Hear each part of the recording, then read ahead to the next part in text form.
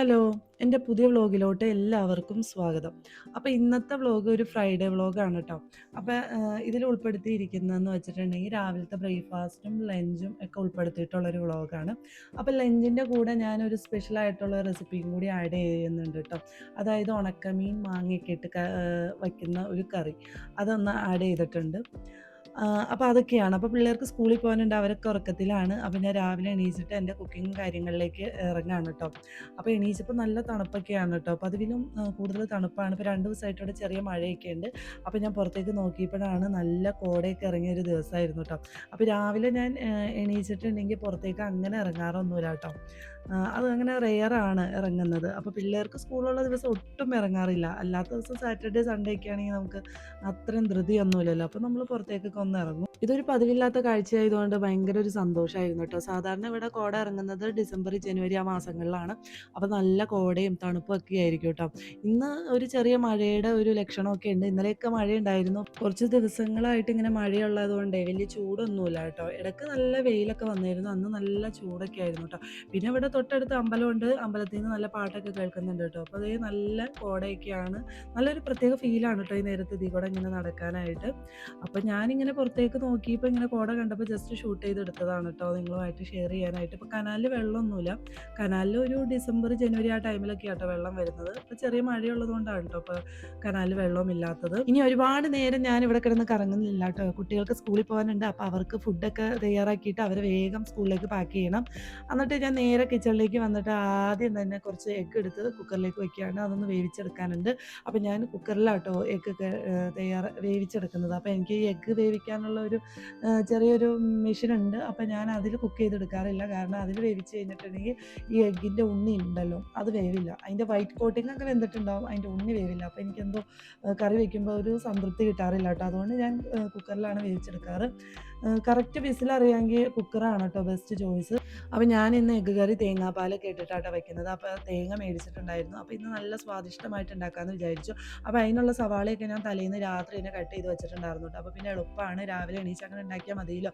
അപ്പോൾ ഞാൻ എഗ്ഗ് കറി ഉണ്ടാക്കിക്കൊണ്ടിരിക്കുകയാണ് കേട്ടോ. അപ്പോൾ എനിക്ക് പൊതുവേ ഈ നാടൻ കോഴിയുടെ എഗ്ഗും അതുപോലെ വെള്ളക്കോഴിയുടെ എഗ്ഗും തമ്മിൽ വേവിൽ വ്യത്യാസമുണ്ട് കേട്ടോ. കാരണം എനിക്ക് മനസ്സിലായേക്കുന്നത് നാടൻ കോഴിയുടെ എഗ്ഗിന് കുറച്ചും കൂടി വേവ് കൂടുതലാണ്. അതുകൊണ്ട് ഞാൻ കുക്കറിൽ വെക്കുമ്പോൾ എക്സ്ട്രാ ഒരു വിസിലും കൂടി കൂടുതൽ നാടൻ കോഴിയുടെ എഗ്ഗിന് കൊടുക്കാറുണ്ട് കേട്ടോ.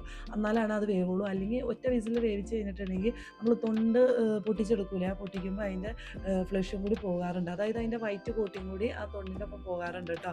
പിന്നെ നമ്മൾ വെള്ളക്കോഴിയുടെ എഗ്ഗ് ഒരു 2 വിസിലൊക്കെ വന്നു കഴിഞ്ഞിട്ടുണ്ടെങ്കിൽ അത് ഓവറായിട്ട് പൊട്ടിപ്പോകും. അതൊക്കെ അങ്ങനെയും സംഭവിക്കാറുണ്ട്. അതുകൊണ്ട് കറക്റ്റായിട്ട് ഏത് എഗ്ഗാണ് ഉള്ളതെന്ന് വെച്ചിട്ടുണ്ടെങ്കിൽ അത് വേവിക്കുമ്പോൾ കറക്റ്റ് വിസിൽ അറിഞ്ഞിരിക്കണം. പിന്നെ ഈ വെള്ളക്കോഴിയുടെയും നാടൻ കോഴിയുടെയും എഗ്ഗ് ഒരേ സമയം കുക്കറിലിട്ട് വേവിക്കാത്തതാട്ടോ നല്ലത്. കാരണം രണ്ടിനും 2 വേവായതുകൊണ്ട് ഒരെണ്ണം ചിലപ്പോൾ വേവാം, ചിലപ്പോൾ ഒരെണ്ണം ഓവറായിട്ട് വെന്തിരിക്കും. അപ്പോൾ രണ്ടും കഴിക്കാൻ പറ്റില്ല.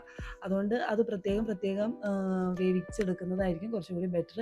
പിന്നെ ഞാൻ അപ്പാട്ടോ ഉണ്ടാക്കുന്നത് എഗ്ഗ് കറിക്ക് കോമ്പിനേഷനായിട്ട്. അപ്പം എന്ന് പറഞ്ഞിട്ടുണ്ടെങ്കിൽ ഞാൻ ഇതിൻ്റെ റെസിപ്പിയൊക്കെ നേരത്തെ അപ്ലോഡ് ചെയ്തിട്ടുണ്ടായിരുന്നു. സാധാരണ പാലപ്പം പോലത്തെ അപ്പമല്ല, കുറച്ച് ലൂസായിട്ടുള്ള അപ്പാട്ടോ, അരിപ്പൊടി വെച്ചിട്ട്, അതായത് വറുത്ത അരിപ്പൊടി വെച്ചിട്ട് ഉണ്ടാക്കിയ അപ്പാട്ടോ. അതിൽ തേങ്ങയും അതുപോലെ തന്നെ ഷുഗറും ഈസ്റ്റൊക്കെ ചേർത്തിട്ട് കലക്കിയെടുത്തതാണ്. അപ്പോൾ അത് ഞാൻ തലേന്ന് കലക്കി വെച്ചിട്ടുണ്ടായിരുന്നു കേട്ടോ.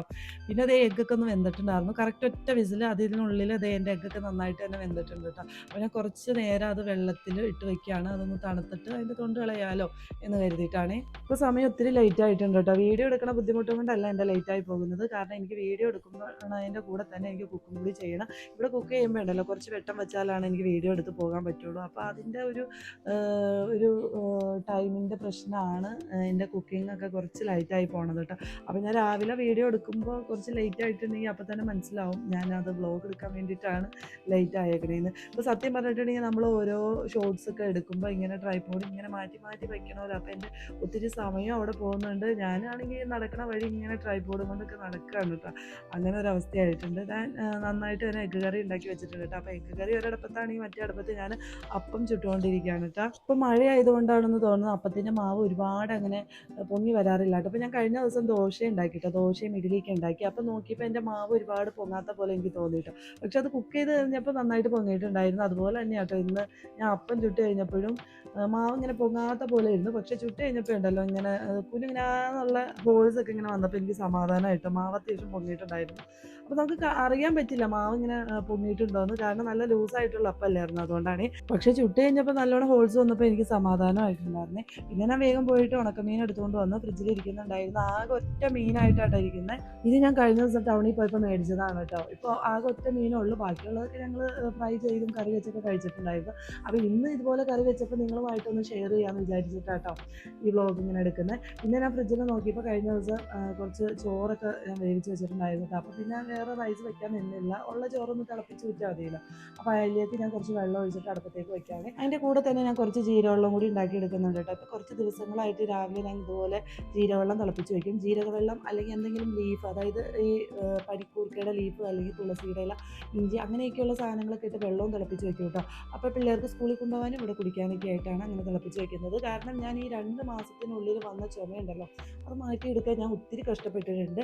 അത് ഒട്ടുമിക്ക ആൾക്കാർക്കും അങ്ങനെയാണ് കേട്ടോ. ഈ ചുമ വന്നു കഴിഞ്ഞാൽ മാറാൻ ഭയങ്കര പാടാണ്. പനി വന്നാൽ അത് പെട്ടെന്ന് മാറും, പക്ഷേ ഈ ചുമ മാറ്റിയെടുക്കാൻ ഭയങ്കര പാടാണ് കേട്ടോ. അപ്പോൾ ആ ടൈമിലൊക്കെ ഇങ്ങനെ വെള്ളം എന്തെങ്കിലും ചൂടാക്കി കുടിക്കും. അപ്പോൾ ചൂടാക്കുമ്പോൾ ഞാൻ ഇതുപോലെ എന്തെങ്കിലും സ്പെഷ്യലായിട്ടുള്ള ഇൻഗ്രീഡിയൻസ് ഒക്കെ ഇട്ട് ഇങ്ങനെ വെള്ളം വെട്ടി തിളപ്പിച്ച് വെക്കും കേട്ടോ. എന്നിട്ട് തണുത്തിട്ട് ഇങ്ങനെ ഒരു ഗ്ലാസ്സൊക്കെ എടുത്ത് അങ്ങനെ കുടിക്കുകയാണ് ചെയ്യുന്നത്. അപ്പോഴേക്കും എൻ്റെ അപ്പം ആ ടൈമായിട്ടും ചുട്ട് തീർന്നിട്ടുണ്ടായിരുന്നില്ല കേട്ടോ. അതിൻ്റെ ഇടയ്ക്ക് എൻ്റെ ഒരു അപ്പം കത്തിപ്പോയിട്ടുണ്ടായിരുന്നു കേട്ടോ. അതിങ്ങനെ കത്തിപ്പോകാണ്ടിരിക്കും, ഞാനിത് അങ്ങോട്ടും ഇങ്ങോട്ടും ഓടി നടന്നു കഴിഞ്ഞാൽ ഒരെണ്ണം കത്തിപ്പോകില്ലേ, അതിൽ വലിയ അതിശയം ഒന്നുമില്ല, അതങ്ങനെ പതിവാണ് കേട്ടോ. അപ്പോൾ ഞാൻ ലാസ്റ്റത്തെ അപ്പം കൂടി അങ്ങോട്ട് ഇട്ടിട്ട് അപ്പത്തിൻ്റെ പരിപാടി അങ്ങോട്ട് അവസാനിപ്പിച്ചിട്ട് വേഗം പോയിട്ട് ഉണക്കമീൻ അങ്ങോട്ട് നന്നാക്കി എടുക്കാൻ കേട്ടോ. ഈ ഉണക്കമീൻ കുറച്ച് നേരം ഞാൻ വെള്ളത്തിലിട്ടിട്ടുണ്ടായിരുന്നു, അതിൻ്റെ ഉപ്പൊക്കെ ഒന്ന് പോയി കിട്ടാൻ വേണ്ടിയിട്ടാണ്. അപ്പോഴേക്കും വലിയ കാര്യത്തിന് പൂച്ചകളൊക്കെ കയറി വരുന്നുണ്ട് കേട്ടോ. അപ്പോൾ ഞാനിവിടെ ഡോറ് തുറന്നിട്ടിട്ടുണ്ടായിരുന്നു, അപ്പോൾ അത് അടയ്ക്കാൻ മറന്നുപോയി. ആ ടൈപ്പ് നോക്കി വന്നതാണ് കേട്ടോ. അപ്പോൾ ഈ ഉണക്കമീൻ്റെ വേസ്റ്റ് ഞാൻ അങ്ങോട്ട് കൊടുത്തിട്ട് അവറ്റകൾ തിന്നുണ്ടായിരുന്നില്ല കേട്ടോ. വലിയ കാര്യമായിട്ടുള്ള വേസ്റ്റ് ഒന്നും ഉണ്ടായിരുന്നില്ല, അതിൻ്റെ തലയും അതിൻ്റെ ഉള്ളിലെ ചെറിയ ഉടലും മാത്രമാണ് ഉണ്ടായിരുന്നുള്ളൂ. അപ്പോൾ അതങ്ങോട്ട് ഇട്ട് കൊടുത്തപ്പോൾ അവർക്ക് ഇഷ്ടപ്പെട്ടില്ല, അവർ പിന്നെ അകത്തേക്ക് അങ്ങോട്ട് കയറി. എന്നിട്ട് ഞാൻ ഫിഷ് ഒന്ന് കട്ട് ചെയ്തെടുത്തിട്ടുണ്ട് കേട്ടോ. ചെറിയ കഷ്ണങ്ങളായിട്ടാണ് കട്ട് ചെയ്തെടുത്തിരിക്കുന്നത്. അപ്പോൾ ഇത്രയും മതി കേട്ടോ. ഇത് നമുക്ക് വലിയ ക്വാണ്ടിറ്റിയിൽ ഇങ്ങനെ കഴിക്കാനൊന്നും വേണ്ടിയിട്ടല്ല, നമുക്ക് അതിൻ്റെ ഒരു ഫ്ലേവർ കിട്ടാൻ വേണ്ടിയിട്ടാണ് കേട്ടോ. അപ്പോൾ ഒരുപാട് മീൻ ഇട്ടിട്ടും വലിയ കാര്യമൊന്നുമില്ല. ഒരു ഉണക്കമീനും മാങ്ങയിട്ട് കറി വെക്കുമ്പോൾ അതിൽ ഒരു മീഡിയം സൈസിലുള്ള ഒരു അയിലയൊക്കെ മതി, അതിൻ്റെ ഫ്ലേവർ ജസ്റ്റ് കിട്ടിയാൽ മതി കേട്ടോ. അപ്പോൾ ഇതേ ഞാൻ ചട്ടിയിലേക്ക് കട്ട് ചെയ്ത് വെച്ച ഫിഷൊക്കെ ഒന്ന് ഇട്ട് കൊടുക്കുകയാണ്. മാങ്ങയും കൂടി ഇട്ട് കൊടുക്കുന്നുണ്ട്. 2 പച്ചമുളകും കൂടി കട്ട് ചെയ്ത് ഇതുണ്ടായിരുന്നു കേട്ടോ, അപ്പോൾ അതും കൂടി ഇട്ട് കൊടുത്തിട്ടുണ്ട്. പിന്നെ ഞാൻ തേങ്ങ ഒന്ന് അരച്ചെടുക്കാൻ പോവാണ് കേട്ടോ. അപ്പോൾ ഞാൻ ഒരു 3/4 തേങ്ങയോളം, അതായത് ഒരു തേങ്ങയുടെ 3/4 പോർഷനോളം തേങ്ങ ചിരണ്ടി വെച്ചിട്ടുണ്ടായിരുന്നു. അപ്പോൾ ഈ പരിപാടിയൊക്കെ തലേന്ന് രാത്രി ചെയ്ത് വെച്ചതാണ് കേട്ടോ. അപ്പോൾ അതിലേക്ക് തന്നെയാണ് ഞാൻ പൊടികളൊക്കെ ഇട്ട് കൊടുക്കുന്നത്. ഞാൻ ഇതിൽ മുളക് പൊടി, മഞ്ഞൾപ്പൊടി, മല്ലിപ്പൊടി, കുറച്ച് കായപ്പൊടി ചേർത്ത് കൊടുക്കുന്നുണ്ട് കേട്ടോ. പിന്നെ ആവശ്യത്തിനുള്ള ഉപ്പും ഞാൻ ഈ തേങ്ങയുടെ കൂട്ടത്തിൽ തന്നെ ചേർത്ത് കൊടുക്കുന്നത്. അപ്പോൾ പിന്നെ ഞാൻ കറിക്ക് വേറെ ചാറിലേക്ക് എക്സ്ട്രാ ഉപ്പൊന്നും ചേർത്ത് കൊടുക്കണ്ട കേട്ടോ. ആ ചാറിനുള്ളതും കൂടി ഞാൻ ചേർത്ത് കൊടുക്കുന്നുണ്ട്. അപ്പോൾ നിങ്ങൾക്ക് എങ്ങനെ വേണമെങ്കിലൊക്കെ ചേർത്ത് കൊടുക്കാം. അപ്പോൾ ഇതിൻ്റെ ഏറ്റക്കുറച്ചിലുകൾ മാത്രമേ ഉള്ളൂ, ചേർക്കുന്നതൊക്കെ സെയിം സാധനങ്ങളൊക്കെ തന്നെയാണ്. സാധാരണ ഒരു ഫിഷ് കറി ഞാൻ വയ്ക്കുന്ന രീതിയിൽ തന്നെ, അതായത് ഈ തേങ്ങ അരച്ച് വയ്ക്കുന്ന ആ ഒരു മോഡലിൽ തന്നെയാണ് കേട്ടോ ഞാൻ ഇതും കറി വയ്ക്കുന്നത്. സിമ്പിളുമാണ്, എന്നാൽ നല്ല ടേസ്റ്റ്. അപ്പം ഞാൻ ഇത് കൊണ്ടുപോയി ഒന്ന് അരച്ചെടുക്കട്ടെ കേട്ടോ.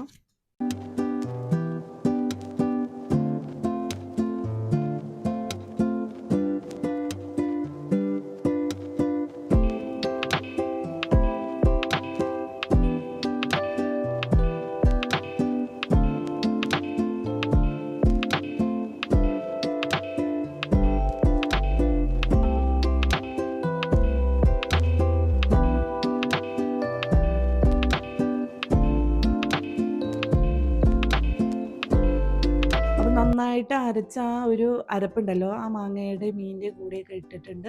അപ്പം നന്നായിട്ടൊന്ന് ഇളക്കി കൊടുക്കുക. ഇനി വേറൊരു പരിപാടി ഇല്ല കേട്ടോ. ഇനി നേരെ അടുപ്പിലേക്ക് വെച്ചിട്ട് ഒന്ന് തിളപ്പിച്ച് വേവിച്ച് അങ്ങോട്ട് എടുക്കുകയാണ് ചെയ്യുന്നത്. നന്നായിട്ട് കുറുകി വന്നു കേട്ടോ ചാറ്. അപ്പം ഞാൻ ഇതിൽ മാങ്ങ വലിയ കാര്യമായിട്ട് പുളി ഉണ്ടായിരുന്നില്ല. അപ്പം ഞാൻ കടയിൽ പോയപ്പോൾ ചേട്ടനോട് പ്രത്യേകം ചോദിച്ചതാണ് മാങ്ങയിൽ പുളിയൊക്കെ ഉണ്ടോയെന്ന്. അപ്പോൾ വലിയ കാര്യത്തിന് പറഞ്ഞതാണ് നല്ല പുളിയാണ് മാങ്ങയൊക്കെയാണെന്ന്. പക്ഷെ നല്ല മാങ്ങയാണ് കേട്ടോ, അത്യാവശ്യം പുളിയുണ്ട്, പക്ഷെ ഓവറായിട്ടുള്ള പുളിയൊന്നുമില്ല കേട്ടോ. അപ്പം ഞാൻ കുറച്ച് കുടംപുളി ഉണ്ടല്ലോ, അത് വെള്ളത്തിൽ സോക്ക് ചെയ്ത് വെച്ചിട്ടുണ്ടായിരുന്നു. അപ്പോൾ അതും കൂടി അതിൻ്റെ കൂടെ ആഡ് ചെയ്ത് കൊടുക്കുന്നുണ്ട് കേട്ടോ. അപ്പോൾ ഞാൻ ഈ മാങ്ങ ഇവിടെ കൊണ്ടുവന്ന് കട്ട് ചെയ്ത് നോക്കിയപ്പോൾ ഉണ്ടല്ലോ, നല്ല പൂള് പോലെ കിടക്കുകയാണ് കേട്ടോ. എന്ത് കഴിഞ്ഞാലും അത് പൂള് പോലെ കിടക്കുകയാണ്, നല്ല ടേസ്റ്റാണ് കേട്ടോ. ഇതിൻ്റെ ഇടയ്ക്ക് ഞാൻ ഫ്രിഡ്ജിൽ നിന്ന് എടുത്ത് കുറച്ച് കൊച്ചുള്ളി കട്ട് ചെയ്തെടുക്കാണ് കേട്ടോ. അത് താളിച്ചൊഴിക്കണമല്ലോ, അതിന് വേണ്ടിയിട്ടാണ്. എൻ്റെ കയ്യിൽ കൊച്ചുള്ളി ഉള്ളതുകൊണ്ട് ഞാൻ കൊച്ചുള്ളി വെച്ച് താളിച്ചൊഴിക്കുകയാണ്. കൊച്ചുള്ളി ഇല്ലെങ്കിൽ ഞാൻ സവാള ഇട്ട് ഇതുപോലെ താളിച്ചെടുക്കാറുണ്ട്. അപ്പോൾ ഇനി വേറെ പരിപാടിയൊന്നുമില്ല കേട്ടോ, ഇനി ജസ്റ്റ് അതൊന്ന് താളിച്ചൊഴിച്ചാൽ മാത്രം മതി. പിന്നെ ഞാൻ ഫ്രിഡ്ജിൽ നോക്കിയപ്പോൾ വെജിറ്റബിൾസ് ഒന്നും ഉണ്ടായിരുന്നില്ല കേട്ടോ. അപ്പോൾ പിള്ളേർക്ക് എന്തെങ്കിലും വേറെ എക്സ്ട്രാ കറി വേണമല്ലോ. അപ്പോൾ ഞാൻ കുറച്ച് മുട്ട എടുത്തിട്ട്, അതായത് ഒരു 3 മുട്ട എടുത്തിട്ട് ഒന്ന് ഫ്രൈ ചെയ്തെടുക്കുന്നുണ്ട്. അപ്പോൾ ഞാൻ മുട്ടയിൽ കുറച്ച് കൊച്ചുള്ളിയും പച്ചമുളകും കൂടി കൂട്ടി ചതച്ച് അങ്ങനെ ഇട്ട് കൊടുക്കാറ്. അതുപോലെ ഉണ്ടാക്കിയാലും ടേസ്റ്റാണ്. പിന്നെ പെപ്പർ പൗഡർ മാത്രം ഇട്ട് ഞാൻ ഫ്രൈ ചെയ്തെടുക്കാറുണ്ട് കേട്ടോ. അതും നല്ല ടേസ്റ്റാണ്. ഈ ചെറിയ ഹോട്ടലിലൊക്കെ ചെല്ലുകയാണെങ്കിൽ, ഈ തട്ടുകടകളിലൊക്കെ ചെല്ലുമ്പോൾ ഉണ്ടല്ലോ, ഈ എഗ്ഗിൽ പെപ്പർ പൗഡർ മാത്രം ഇട്ടാണ് അവർ ഫ്രൈ ചെയ്ത് തന്നെ. നല്ല ടേസ്റ്റാണ് കേട്ടോ. അത് ചോറിൻ്റെ ഒപ്പം അങ്ങനെ അങ്ങനെ ഉണ്ടാക്കി കഴിക്കാനും ഭയങ്കര ടേസ്റ്റാണ്.